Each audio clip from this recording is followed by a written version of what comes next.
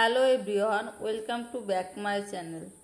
এখন তো তালের সিজন, তাল দিয়ে বিভিন্ন রকম পিঠাপুলি খাওয়া হচ্ছে, কিন্তু তাল ক্ষীর গ্রাম বাংলার এক ঐতিহ্যবাহী খাবার।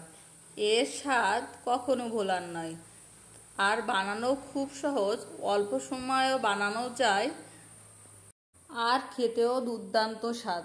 চলো তাহলে রেসিপিটি দেখে নেওয়া যাক। প্রথমে অল্প জল দিয়ে আমি তালটা ভালো করে গুলিয়ে নিয়েছি। এবার গ্রেটারের সাহায্যে তালের মাঠটা বের করে নেব। তোমরা চাইলে চালনের সাহায্যেও এটা করে নিতে পারো।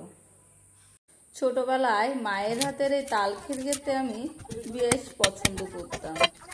এখন বড় হয়ে নিজেই বানিয়ে খেতে হয়। তোমরা কে কে তোমার মায়ের হাতে তাল ক্ষীর খেতে পছন্দ করো, কমেন্ট করে জানিও। এবার নারকেলটা আমি ফাটিয়ে নিয়েছি। ভেতরে দেখলাম নারকেলের ফুল হয়ে গেছে।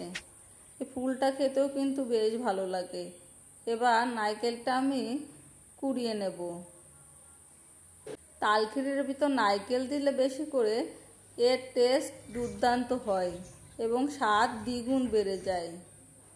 এবার প্যানে দিয়ে দিলাম সেই তালের মার।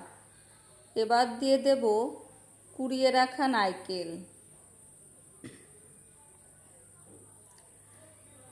দিয়ে দেব পরিমাণ মতো চিনি। তোমরা তোমাদের পরিমাণ মতো চিনি দিয়ে দেবে।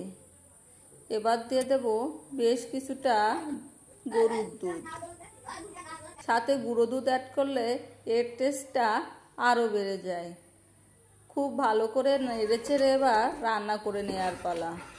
রান্না করতে বেশি সময় লাগে না, খুবই অল্প সময়ে রান্না করা যায়। রান্না করার সময় সাবধান থাকবা, হাতে ফুটে লাগতে পারে, ঘন ঘন নাড়তে হবে। এরকম একটা লালচে ভাব এসে গেলে নামিয়ে ফেলবা।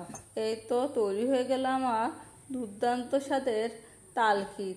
খুব সহজে বানানো যেমন সোজা, খেতেও তেমন সুস্বাদু। আমার ভিডিও তোমাদের কেমন লাগে কমেন্ট করে জানিও। রেসিপিটি দেখার জন্য ধন্যবাদ। তোমরা তাল ক্ষীর মুড়ি দিয়ে না চিড়া দিয়ে, কোনটা দিয়ে খেতে পছন্দ করো কমেন্ট করে জানিও। ধন্যবাদ। আর কে কী রেসিপি দেখতে চাও কমেন্ট করে জানাতে পারো।